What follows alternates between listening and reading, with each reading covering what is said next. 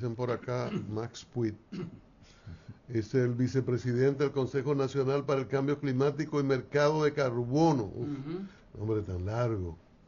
Buenos días, doctor Max Puig.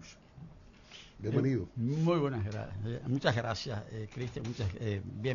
Muchas gracias. Saludos a todos ustedes. Y sobre todo, saludos a todas las personas que no solamente nos escuchan, nos miran también. También, claro. O sea que... Max, el Día de la Tierra. Yo como que esperaba muchos actos públicos, muchas cosas. La tierra amenazada por sus ocupantes, por quienes vivimos en ella. Y cuáles son los desafíos ya más técnicos, más desde el conocimiento de lo que pasa desde un consejo como este. Gracias, Cristian. Bueno, en primer lugar, el Día de la Tierra es reciente. El Día de la Tierra no tiene 60 años. Porque la preocupación fundamental en torno a la salud del planeta es una preocupación de los años 60, fundamentalmente del siglo pasado.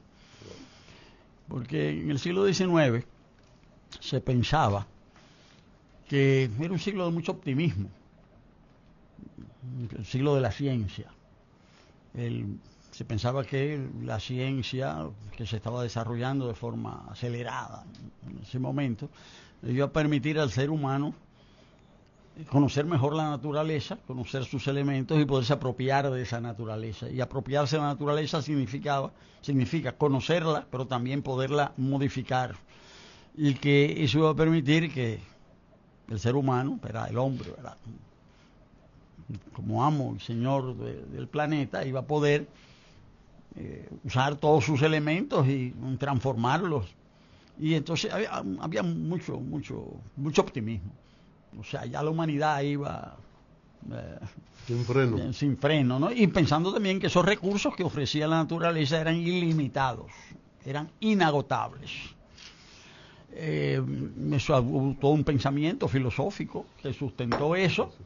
Y bueno, pero efectivamente, eso permitió un mayor desarrollo de conocimientos, la transformación de la naturaleza, el desarrollo de nuevas fuentes de energía. Esas fuentes de energía iban a permitir activar las empresas, las industrias.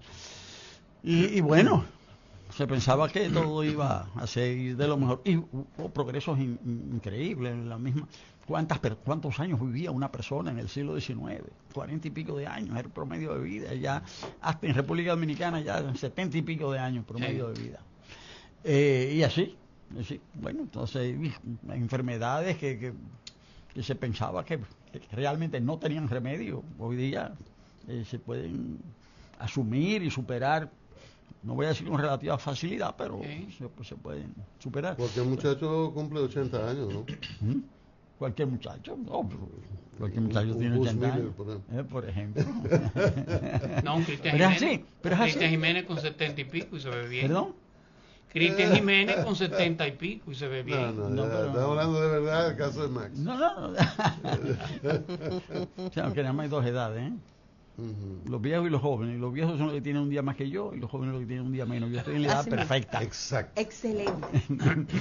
Ese optimismo con lo que hoy vivimos. Bueno, entonces ¿Qué ha pasado? Ese optimismo ya no está. Ese optimismo ya no está porque después de todos esos logros extraordinarios y del periodo de prosperidad económica que se dio en el planeta después de la Segunda Guerra Mundial, que duró unos 40 años, desde 1945 hasta 1985, 80 y tantos. Esos 40 años fueron años de gran expansión y de mejora del nivel de vida en muchos países, sobre todo en los países capitalistas, industrializados principalmente. Ahora, ¿qué pasa? Que desde los años 60 del siglo pasado se empezó a observar que las cosas no eran tan bonitas como se las pintaba. Y se empezó a observar que los recursos no eran ilimitados. Y empezaron a desarrollarse reuniones. Una reunión famosa en 1970-71, que fue la reunión del Club de Roma. Especialistas, gente de gobierno, de científicos, en fin. y llegaron a la conclusión de que efectivamente que los recursos eran limitados, que no iba a haber petróleo para siempre, que no iba a haber carbón para siempre y que los recursos se iban a agotar. Al mismo tiempo, en Estados Unidos, justamente, grupos ciudadanos pensaron eso mismo y fue en Estados Unidos que se ideó esa idea de crear un día de la Tierra.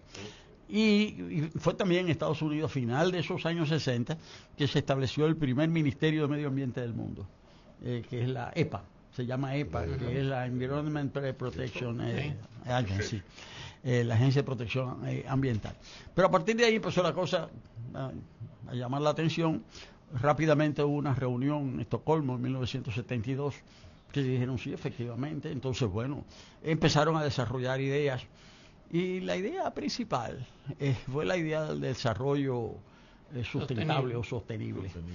Desarrollo sostenible. ¿Y cuál es la idea del desarrollo sostenible? Bueno, que hay una responsabilidad hacia las futuras generaciones, que el tema no es actual, que es intergeneracional, que lo que hagamos hoy tiene consecuencias mañana, y que si no se preservan los recursos hoy, pues no habrá recursos mañana. Esa es la idea central. Pero también partiendo de la idea de no perder los logros alcanzados, es decir, que el nivel de bienestar alcanzado había que preservarlo. Pero ahora, ahí el crecimiento, la concienciación de la importancia de esto del desarrollo sostenible, eso vino creciendo todos estos años. De repente ocurrió, llegó al poder en Estados Unidos alguien que, lo ha dicho 200 veces, no cree en lo del cambio climático, ha actuado desmontando todo lo que es su soft power, y incluso está casi boicoteando todo el sistema de Naciones Unidas, incluido lo que tiene que ver, ¿verdad?, con el medio ambiente. ¿Qué significa eso para esta lucha en un momento en que, por ejemplo, los dominicanos tenemos 3 de noviembre, que de repente comienza a llover como loco y se muere gente, que eso no era así antes, se han roto las estadísticas? Hablemos un poco de lo que significa este cambio de posición del país líder hasta hace poco en esta lucha. ¿Cómo no? Bueno, resulta que todos estos estudios que se fueron haciendo se fueron sustentando en el desarrollo científico. Claro. Y se creó incluso una agencia para eso. Una agencia, bueno, no es como un grupo de investigadores que es el IPCC, siglas en inglés, porque si no hay siglas en inglés, o sea, claro. Entonces el IPCC, que significa, algunos lo traducen como panel, pero es Grupo Intergubernamental sobre el Cambio Climático. Es un grupo que está actuando desde los años 80 del siglo pasado y que ha producido ya toda una serie de informes de mucho valor. Son alrededor de 500 científicos, más o menos, los de más alto nivel del mundo, que cooperan para hacer esos estudios y hacen un informe cada 5 años, que se llama así el informe del IPCC. Ya van 6 informes y son concluyentes. Y señalan que el cambio climático es un fenómeno, el calentamiento global, el calentamiento del planeta y los trastornos que eso conlleva, porque lo que ellos han concluido es que ese calentamiento produce un cambio en el metabolismo del planeta, en los equilibrios. Así como un cuerpo existe, o sea, estamos vivos porque hay un metabolismo, hay un equilibrio entre todas las funciones, pero cuando se rompe el metabolismo de un cuerpo humano, el cuerpo colapsa. Ahora, se entendió que ese fenómeno del calentamiento y del cambio climático estaban afectando el metabolismo del planeta, está poniéndolo en peligro de colapsar. Sí. Y esos estudios ya son concluyentes y señalan que y hay evidencia. Sí, que con un 95% de certeza el cambio climático es el resultado de eso. Ahora, ¿de qué? De la actividad del ser humano. ¿Cuál es la principal actividad del ser humano? La principal actividad del ser humano, que todas son importantes, pero la actividad primigenia, la que permite todas las demás, es la producción.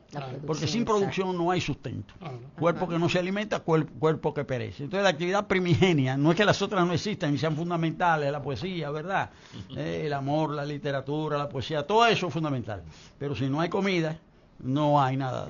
Bueno, entonces ese hecho hay que ver cómo se ha modificado la producción.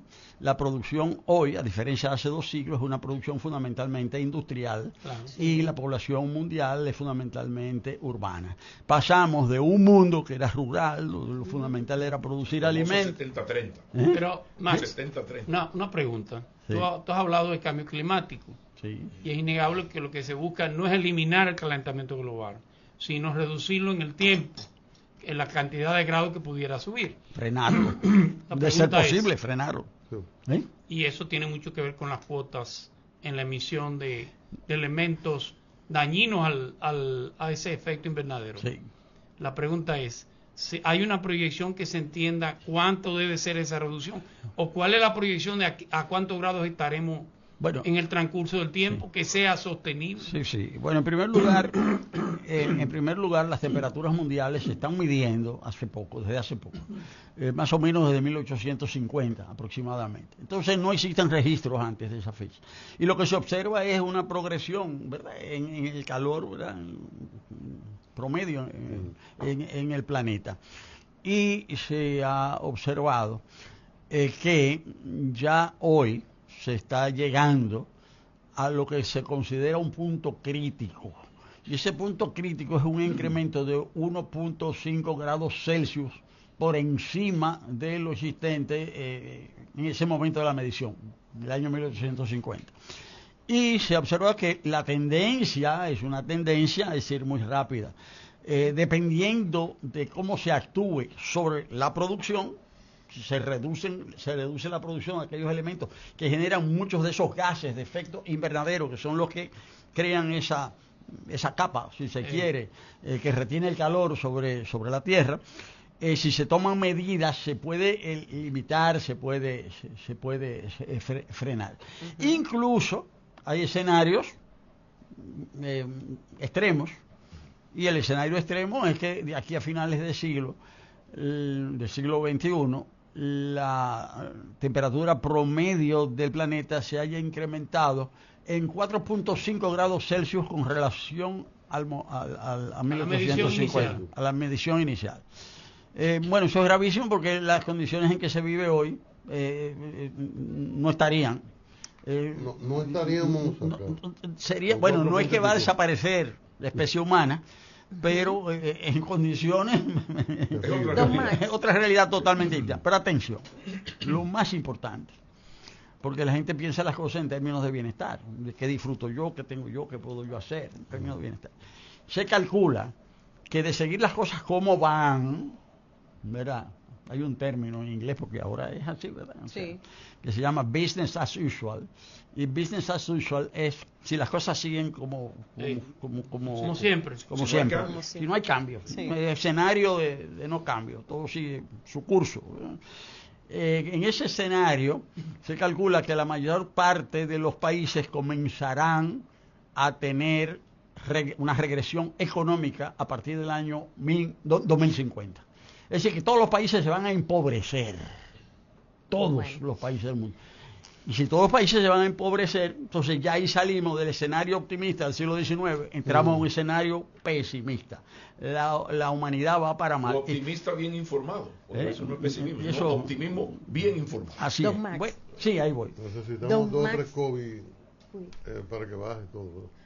Ellos no aprendieron nada. No aprendimos nada. Todo, ¿no? Max Puig, vicepresidente del Consejo Nacional para el Cambio Climático y Mercado de Carbono. Don Max, esta pregunta es un poco más como a reflexión. Si esa es la realidad, hay evidencias científicas y uno ha visto que han tratado los sectores de concienciarnos. ¿Por qué los dueños de los modos de producción insisten, no firman protocolos, las grandes empresas, los grandes países que emiten más huella de carbono no disminuyen, al contrario, proporcionan campañas para desacreditar todo el trabajo de concienciación? Y esos dos sectores importantes en el mundo, los dueños de los modos de producción y la gran masa, usted le habla de cambio climático de lo que afecta con las inundaciones, y ellos siguen sin entender y no comprenden que son parte de ese efecto. ¿Por qué pasa eso? Sí, bueno, en primer lugar tengo que... No respondí, me quedé en la introducción a la respuesta, pero no respondí a la pregunta de Pablo. Es decir, ¿por qué hay corrientes que niegan la ciencia? Porque esa es la pregunta. Entonces hay corrientes que niegan la ciencia porque entienden que el conocimiento afecta sus intereses, claro, que el conocimiento de la realidad, que el conocimiento objetivo de la realidad afecta sus intereses. En ese caso, bueno, si eso afecta a mis intereses, pues yo voy a negar eso, es decir, aunque vaya en contra de la ciencia. Eso es un rasgo muy importante, que el siglo XIX fue un siglo de exaltación de la ciencia, incluso los propietarios, ¿verdad?, de los medios de producción, los dueños de las industrias, eran pro ciencia. Eran pro ciencia porque la ciencia. Las fundaciones de los ricos. A favor. Incluso eso se tradujo en el mundo entero. Hay un país que en su bandera, que es Brasil, que su lema es orden y progreso. O sea, el progreso era la ideología del mundo, es decir, hay que progresar. Entonces la ciencia, el progreso. Pero ¿qué pasa ahora entonces?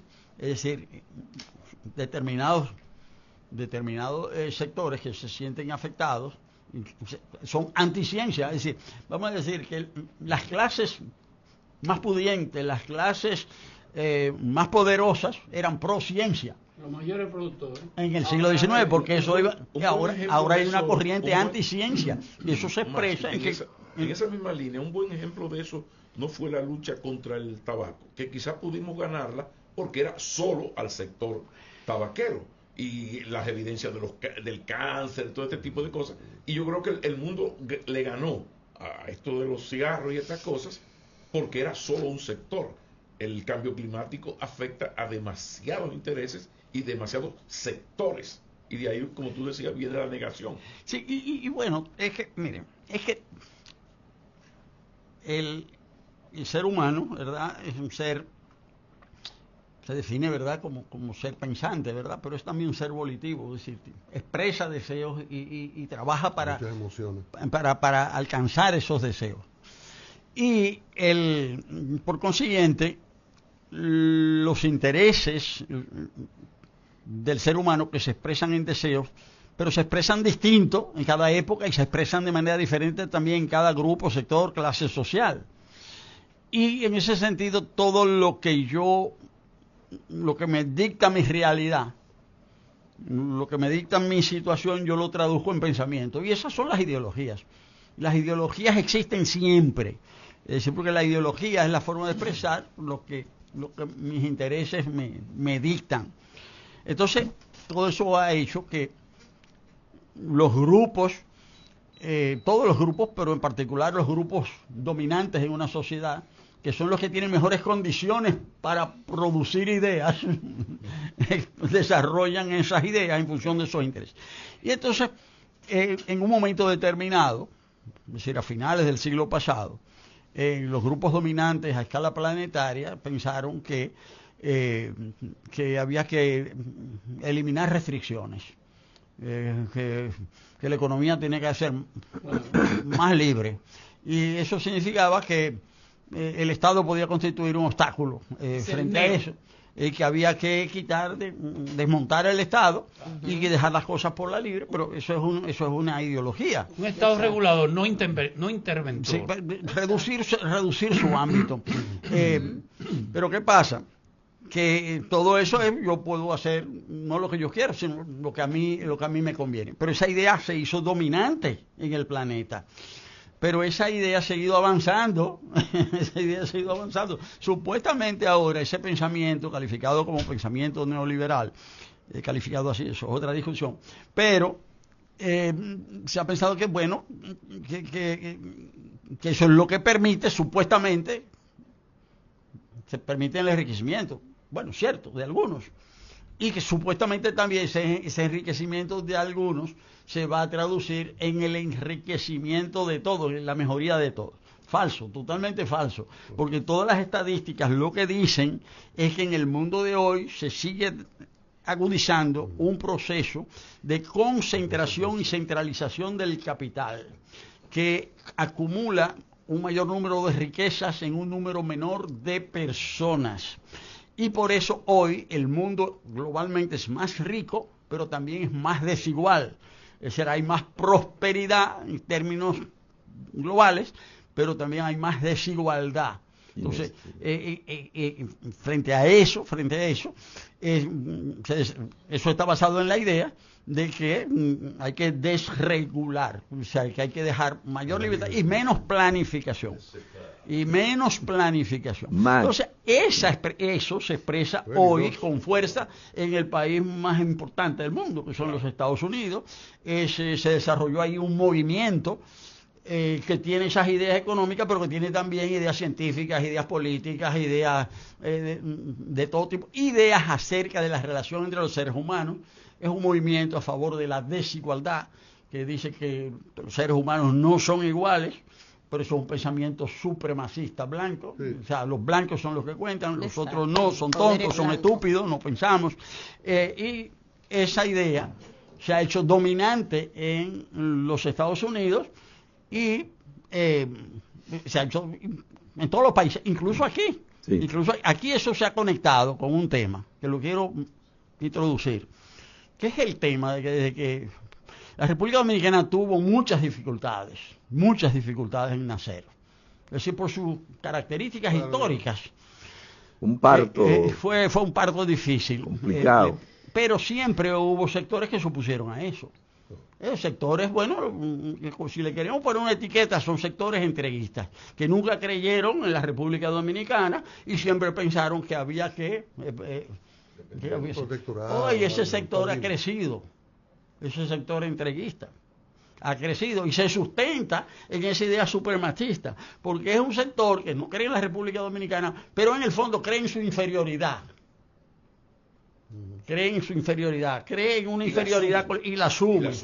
O sea, ese sector entreguista se siente disminuido, siente que es menos.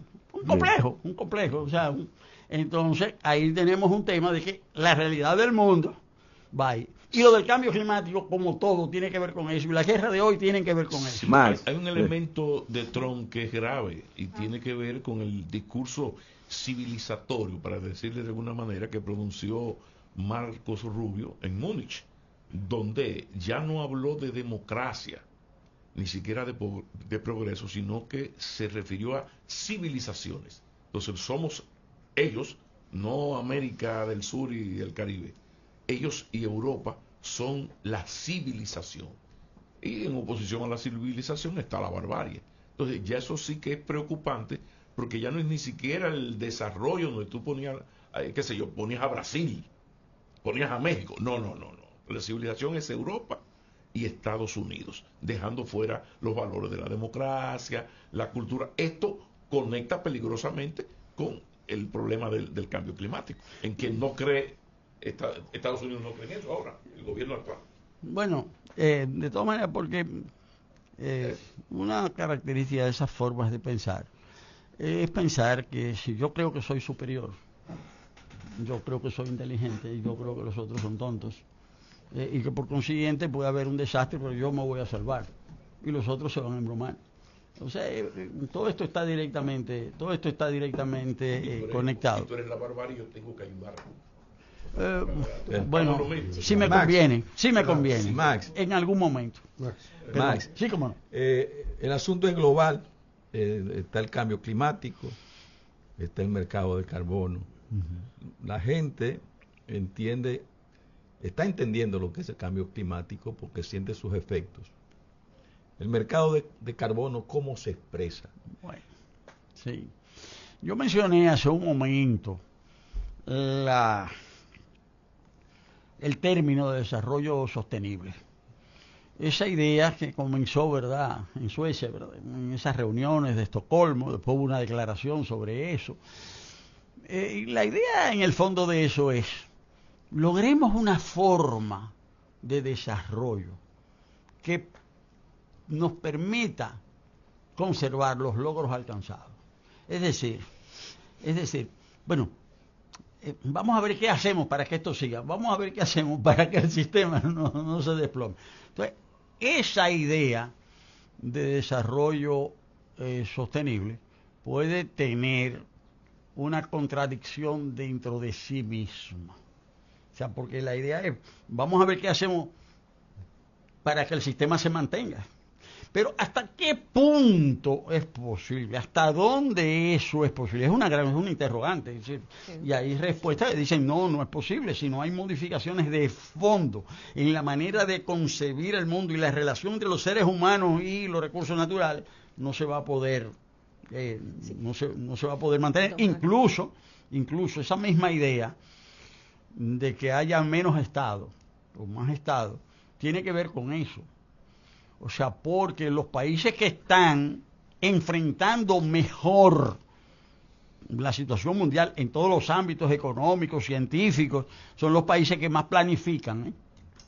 Lo que se está demostrando es que los países que tienen un mejor Estado, no quiero decir simplemente más Estado, porque a veces la gente identifica más Estado, acá haya más empleado público. Exacto. O sea, no, eso no es el Estado es una capacidad. Sí. Entonces, usted puede tener mucha gente empleada, pero si no están bien organizados y son torpes, no funcionan, pues eso no es Estado, o sea, es un Estado ineficiente.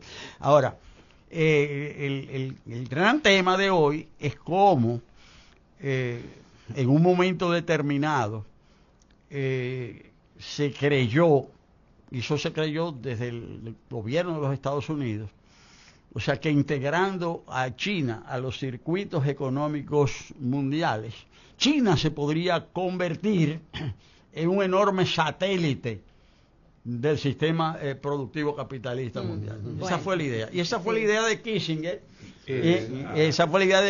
Vamos a abrirnos a China, vamos a reconocer que el lugar de China en Naciones Unidas no lo ocupa el gobierno que se refugió en Taiwán, sino el gobierno que se estableció en Pekín. Y la dejamos de Rusia.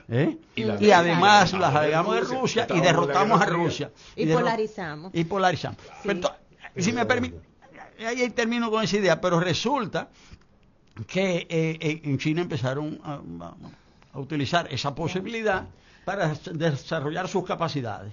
Y en base a un sistema planificado, se han convertido en la primera potencia científica mundial. Sí. Y eso les ha permitido entonces avanzar en términos de comercio. Ya es la primera potencia científica mundial.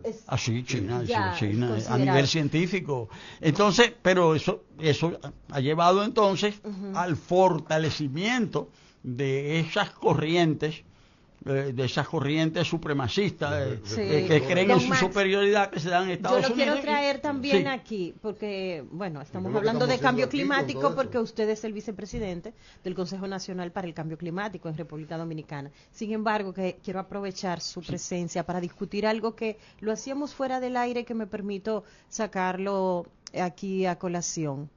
Y es cómo ha surgido a nivel político, lo llevo para la franja del análisis político, esas corrientes que se están montando mucho en ese conservadurismo, ultraconservadurismo, y por ejemplo, vemos muchachos que pueden ser nuestros hijos con posturas ultraconservadoras y como que es cada vez más creciente, y analizábamos eso en el comportamiento de la sociedad dominicana, por ejemplo. Se sienten orgullosos. Y se sienten orgullosos, y de persecución, y hablan de persecución y todo eso.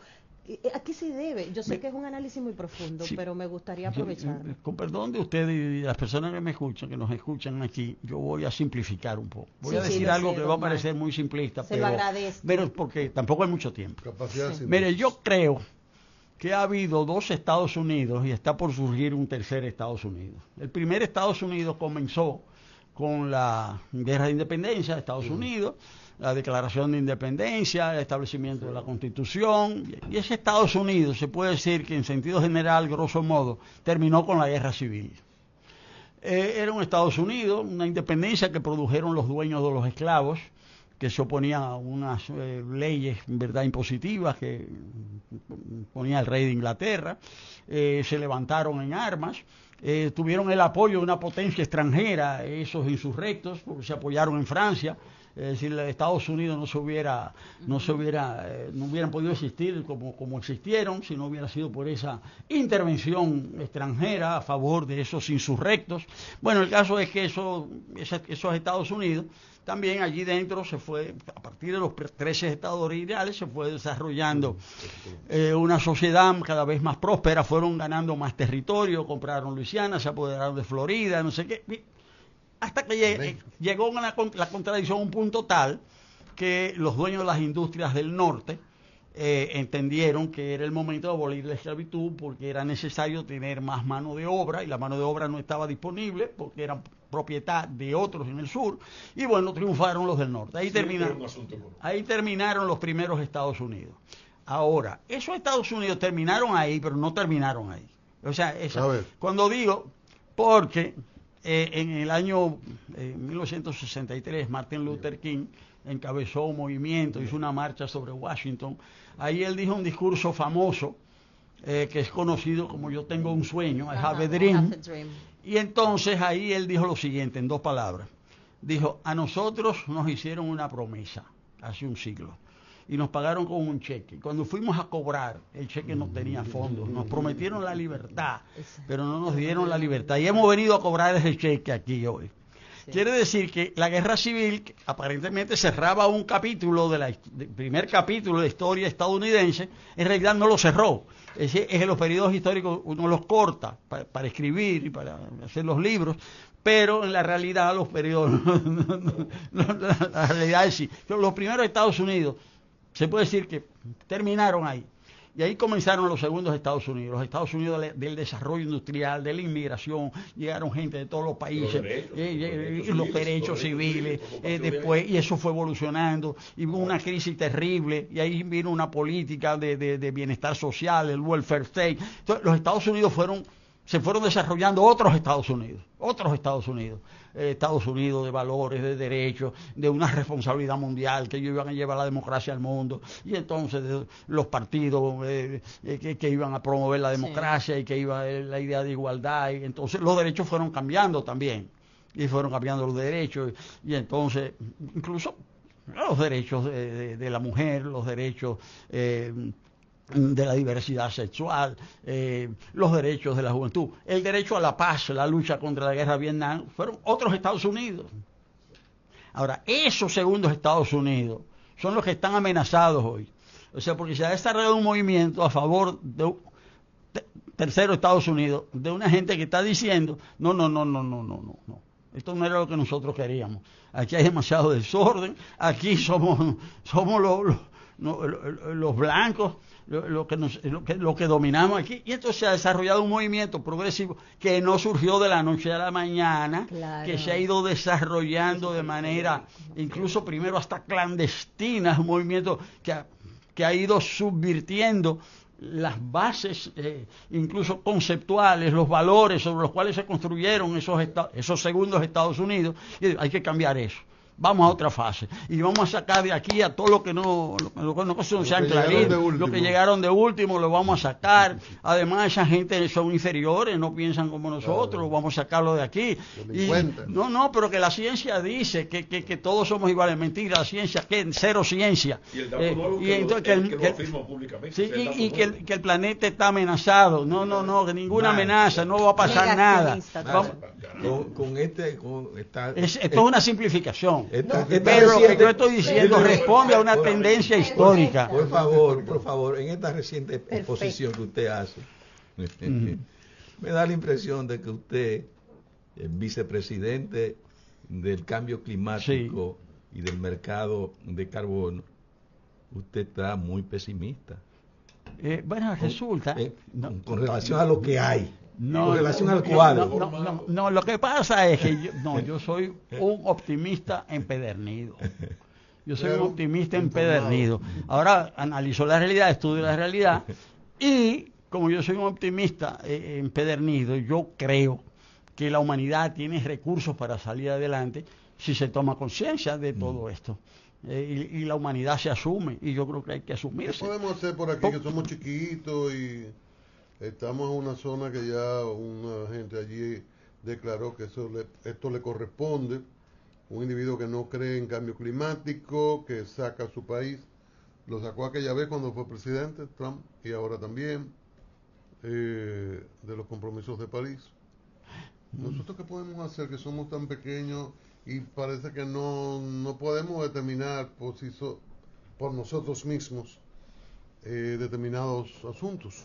Bueno, en primer lugar, hacer lo que estamos haciendo. Lo primero que hay que hacer, esto es decirlo, lo primero que hay que hacer es no meterse el rabo entre las piernas, eso es lo primero que hay que hacer, y decir las cosas, eso es lo primero que hay que hacer. Y para eso es lo que ustedes hacen, ¿verdad?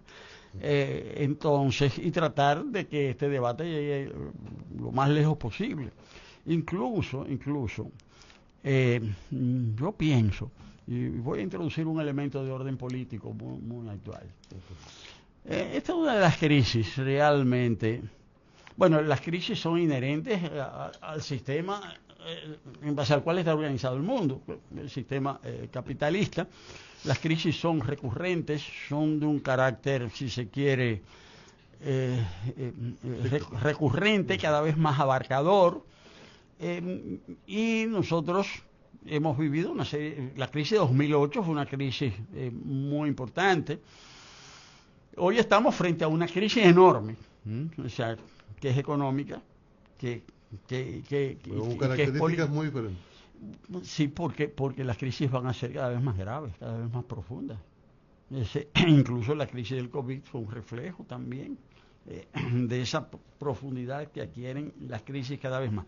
El 2008, una crisis muy importante, la crisis de los subprimes, que es una crisis también fundamentalmente que tiene que ver con el carácter especulativo del sistema económico.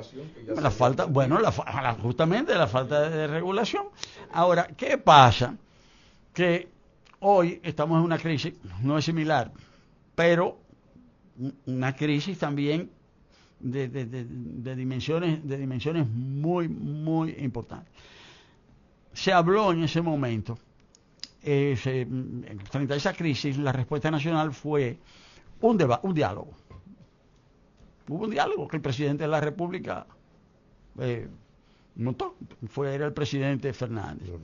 Bueno, y en eso se involucró a todo el mundo en el diálogo, a mucha gente en el diálogo, de ahí salieron muchísimas cosas, pero nos pasamos 2-3 años hablando de eso, y de ahí salieron leyes tan importantes como la Constitución de la República. Tuvo que ver con ese diálogo.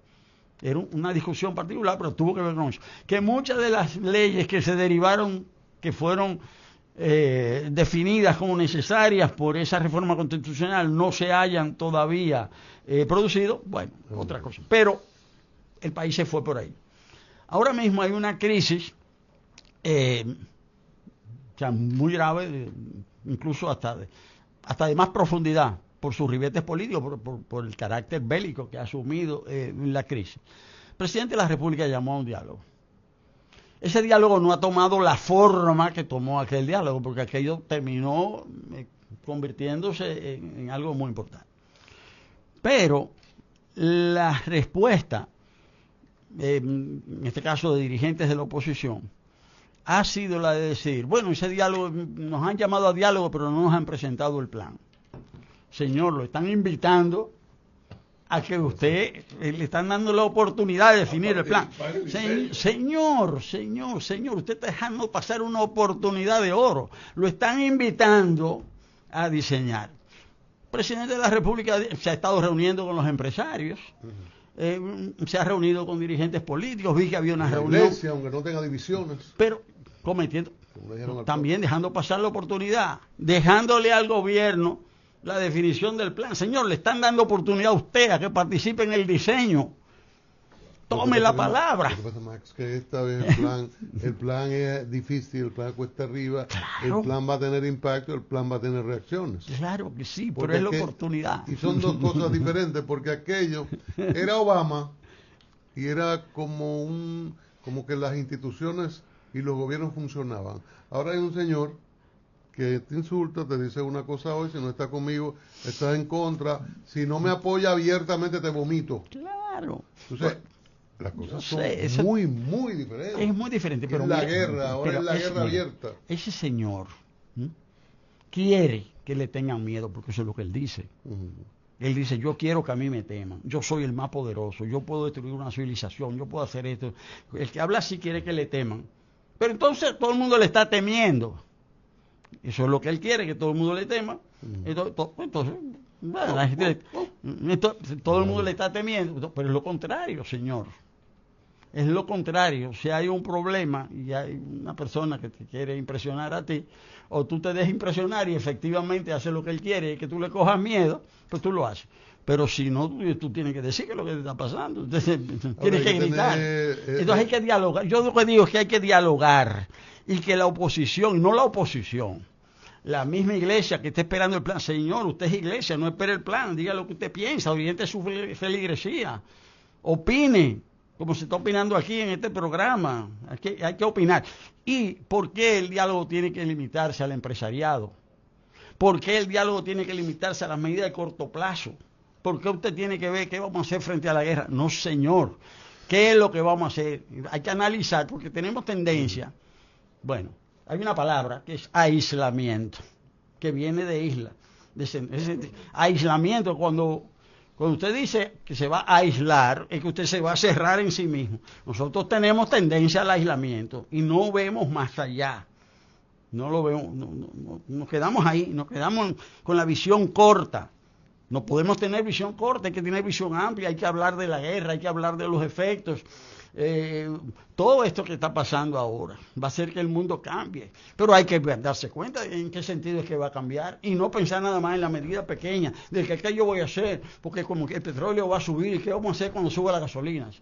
Está bien que se hable de eso, pero no es eso, hay que tener visión estratégica sobre todo. Ahora parece que nosotros tenemos muy poco espacio de maniobra, Max, en una economía muy dependiente, grande respecto a Centroamérica y la zona, pero pequeña con relación a estos polos como Estados Unidos. Pero está bien, pero no podemos pensar entonces, vamos a renunciar a lo que hacemos, vamos a hacer un conuco, vamos a aislar, porque no hay solución, cada uno que se vaya un conuco en la loma, cerramos este programa, dejamos de hablar, o empezamos a ver qué es lo que está pasando, y a analizarlo, y a intercambiar. El país tiene un grave problema que le ha afectado mucho. Usted estaba y participó y estaba muy bien informado de lo que fue aquel informe de Jacques Attali. Sí, se pagó un buen dinero, valioso, es un documento, fue bastante consensuado. Pero después viene la Estrategia Nacional de Desarrollo y se logra maravillosamente bien. Pero ya antes se había hecho el diálogo nacional. Claro. Es decir, que ahí hubo grandes acuerdos. Entonces viene nuestro problema nacional. Tenemos una vaina. Y es que nos cuesta mucho ponernos de acuerdo. Pero el asunto es peor. Cuando logramos ponernos de acuerdo, luego, a la hora de aplicar lo acordado, huimos. Los gobiernos de turno huyen. Y mientras tanto va pasando el tiempo. El caso de la reforma fiscal, ¿cuántos años? Desde el 2013 había que hacer un pacto fiscal y reformular todo aquello. Entonces, ¿qué vamos a hacer en un país donde es difícil consensuar y cuando se llega a un consenso, luego no se cumple? Háblenme ustedes, usted estaba ahí. Sí, mire, todo... Como Jimmy Sierra, yo estaba. Obviamente que todo lo que acabas de señalar, Pablo, está concatenado. Es decir, con todo, incluso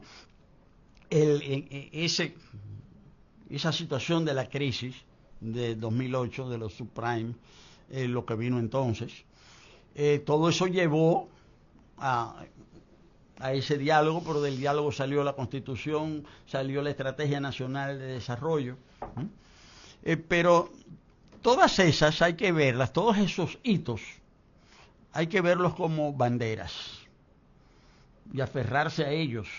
Es decir, cuando una sociedad logra un hito, es decir, tiene que ir a partir de ahí. Bueno, hay una constitución nueva, bueno, ese es el compromiso. Vamos a aplicar esa constitución. Hay una estrategia nacional de desarrollo, bueno, vamos a aplicar esa estrategia nacional de desarrollo. Claro, siempre los intereses van a estar ahí. van a estar ahí los intereses, son propios de toda sociedad. Dice, bueno, esa constitución tiene aspectos que a mí no me gustan.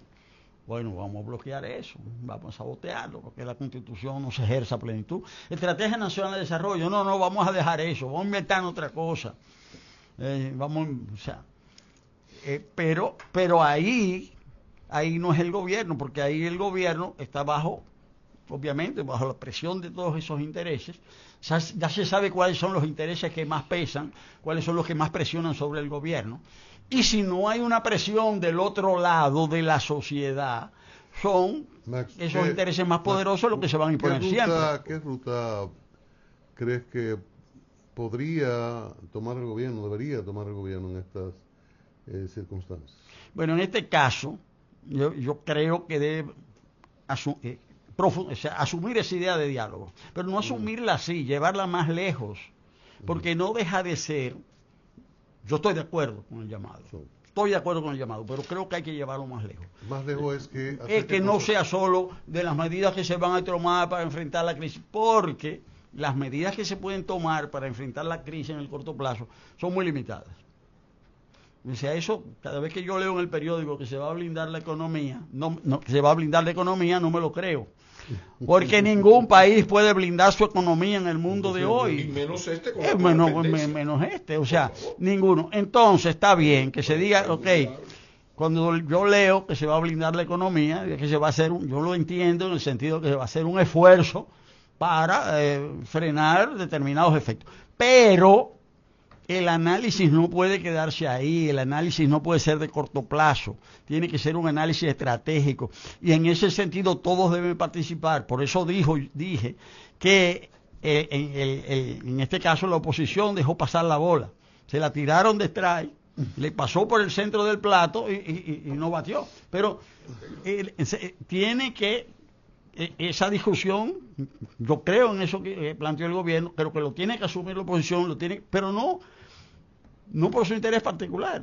Es decir, es que tú me preguntas cuál es la salida, y la salida pasa, o sea, por ese debate amplio. Y aquí hay un problema de representación muy serio. O sea, de los sectores populares, de los sectores sociales.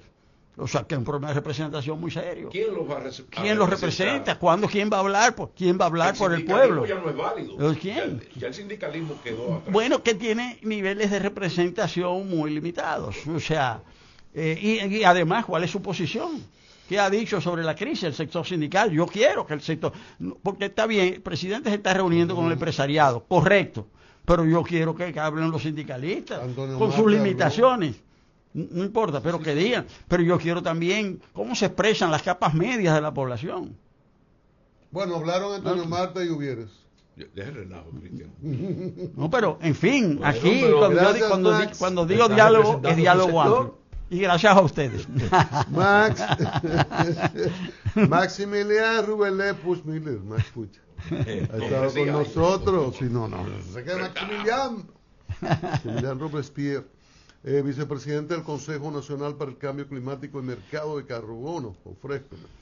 Y ahí hubo pronunciamientos políticos a propósito de la APD, ¿verdad? Bueno, la APD está planteando lo que yo he dicho. Yo soy el presidente de la APD y expreso políticamente las opiniones de la organización a la que yo pertenezco. Las gracias de nuevo. Max, una recomendación. Hablamos de la APD, mira.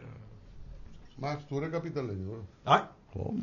No, pero Max, Puerto Plata. Más tiempo en Santo Domingo que Puerto Plata. Sí, pero tú eres más capitaleño que puertoplateño. Depende, oye, mis 4 abuelos y mis 8 bisabuelos nacieron en Puerto Plata. Tú tienes 60 años aquí, de los 79, de los 79%, tú tienes 60 y pico aquí. Bueno, hubo algunos en París. Del sur de la Florida. Te lo digo porque tú sabes muy bien dónde está la San Martín, ¿verdad? Sí. Ahí en la San Martín, gas esquina Máximo Gómez, está la ferretería más completa de este país, que es materiales industriales.